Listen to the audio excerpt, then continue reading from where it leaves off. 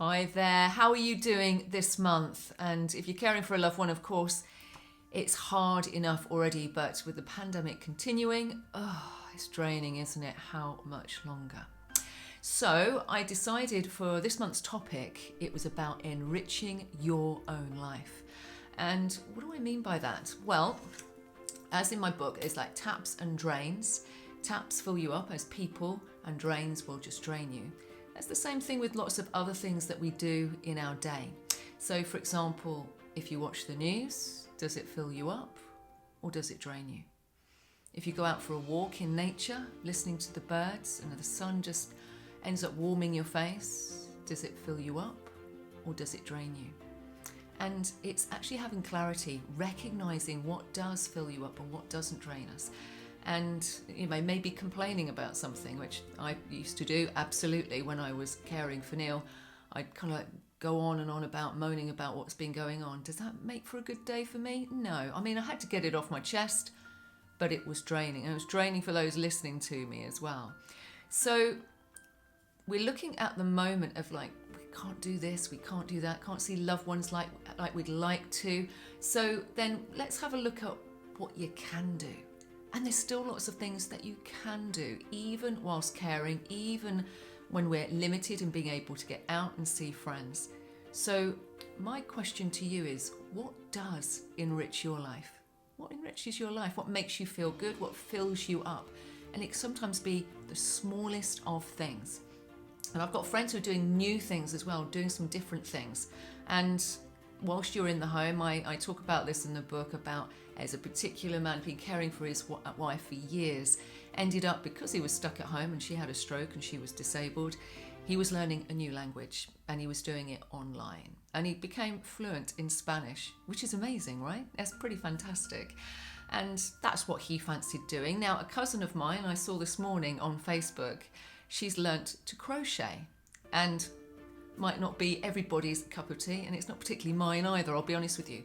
But the image of this owl, it is kind of like a googly looking owl, and quite fun. And I thought, I love that, because it was a bit of joy, it was a bit of creativity.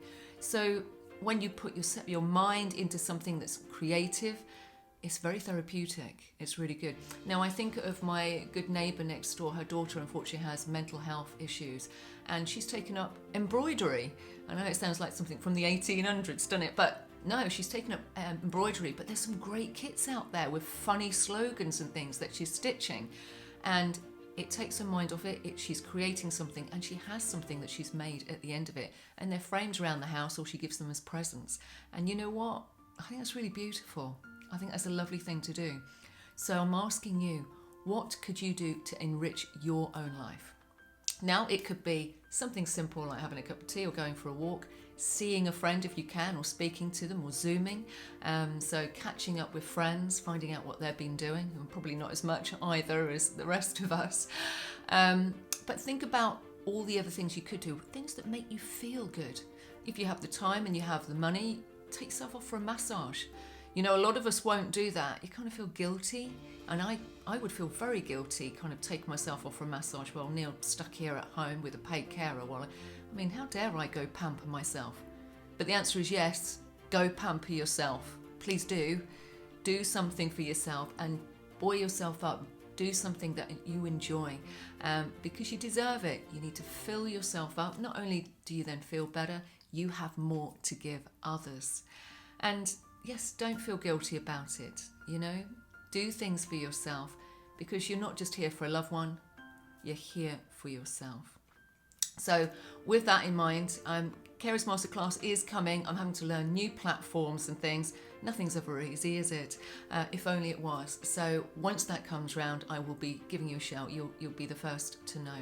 And so look after yourself. And even I would say, you know, if you can jot down some things that you think that picks you up, makes you feel better, then when you're feeling a bit low, you can go to that list. I almost call it the mindful menu. The mindful menu. So you've already got all things down there. So when you're feeling not in a great frame of mind, you're not feeling good, you can start to look down it. So you can say, what things make me feel good? Bubble bath. Right, I'm having one of those now. Or who makes me feel good? Those list of friends to go to. or things I could do for myself, even within the house, within the compounds of the house. What could I do to lift myself up and feel good? Comedy, learning something new,